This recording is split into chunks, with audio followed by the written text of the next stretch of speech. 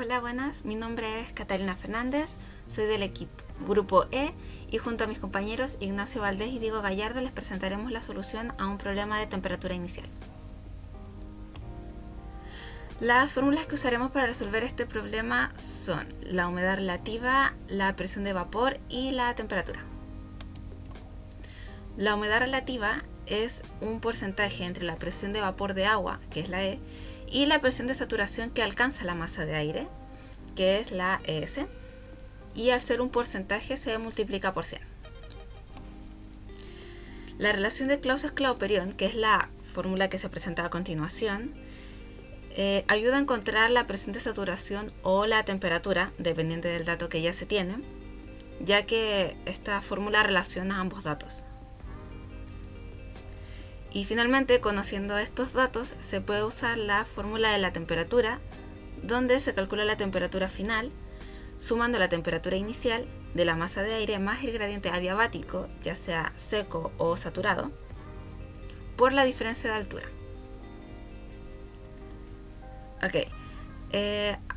Ahora pasaremos a definir algunos conceptos que son necesarios para comprender mejor el ejercicio.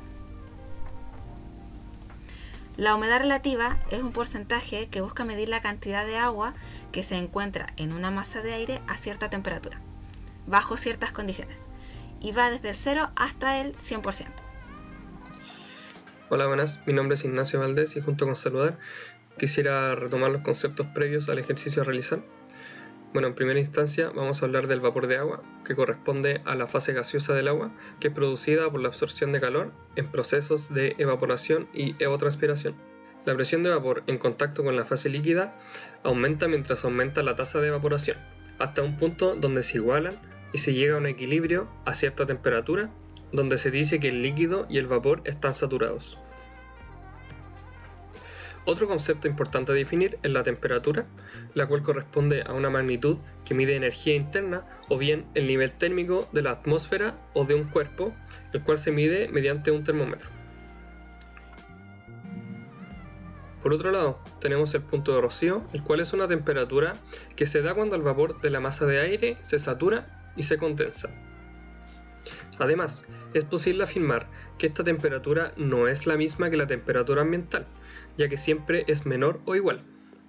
Cuando la temperatura ambiental comienza a disminuir o bien se enfría, esta llega a la temperatura de rocío, donde empieza la formación de rocío, niebla, nubes y hasta escarcha dependiendo de las temperaturas.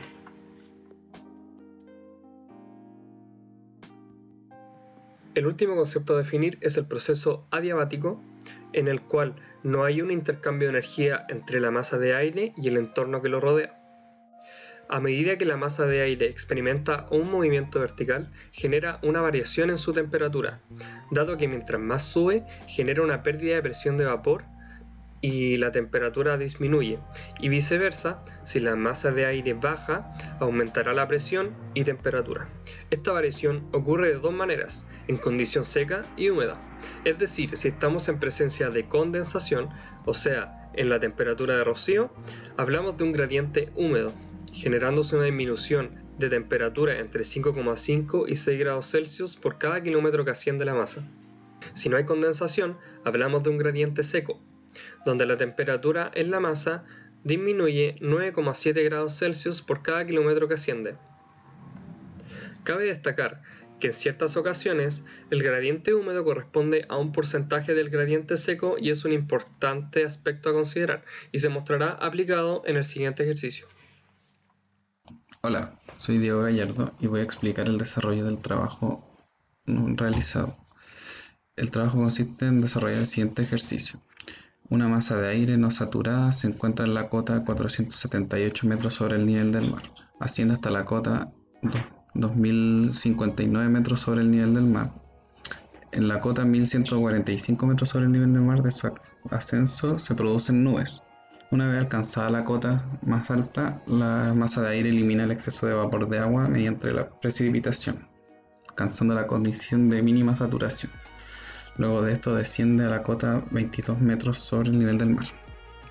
Entonces, ¿cuál es la temperatura que inicialmente tenía la masa de aire si los procesos son de ascenso y descenso son adiabáticos? punto de rocío al final todo el proceso es de 8 grados Celsius. El gradiente adiabático húmedo es un 77% del gradiente adiabático seco y la humedad relativa al final del proceso es de 63%. Para mostrar de manera más gráfica cómo funciona el ejercicio, con este dibujo se puede explicar que entonces tenemos la masa inicial de aire a esta cota, asciende hasta acá arriba, pero en una cota intermedia se satura. Luego desciende después de haber precipitado hasta la cota mínima. Y entonces, para poder desarrollar el ejercicio, lo más importante es ver las condiciones iniciales que da el problema, que son todas en la parte final, después de que terminó todo el proceso. Entonces, como se sabe que la masa de aire tiene un punto de rocío al final del proceso de 8 grados, se puede calcular la presión de vapor para esa condición con la fórmula de Clausius-Clapeyron. Y se obtiene que para esa condición la presión de vapor es de 1077 pascales. Luego con este dato ya se puede entrar en la fórmula de la humedad relativa y despejar la presión de vapor para saturada, que se correspondería a la presión en la condición final luego de la precipitación. Entonces con todo esto después podemos despejar desde la ecuación de Clausius-Clapeyron la temperatura en la cota 22 metros por sobre el nivel del mar.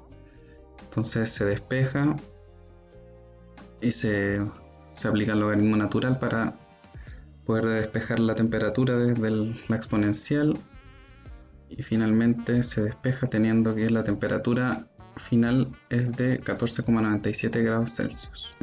Ahora que tenemos la temperatura final del proceso, podemos aplicar la fórmula de variación de temperatura según la altura de la masa de aire y poder ir despejando en cada tramo del viaje de la masa de aire cuáles son las temperaturas iniciales.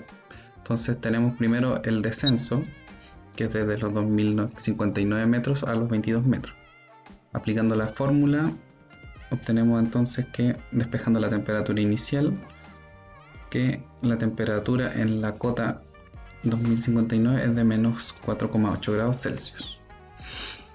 Después, en el siguiente tramo de ascenso, donde ya la masa de aire está saturada, se aplica entonces la relación de gradiente adiabático húmedo que estaba en el enunciado, que era el 77% del gradiente seco, y despejando de nuevo la fórmula se obtiene que entonces la temperatura en esa cota es de 2 grados Celsius.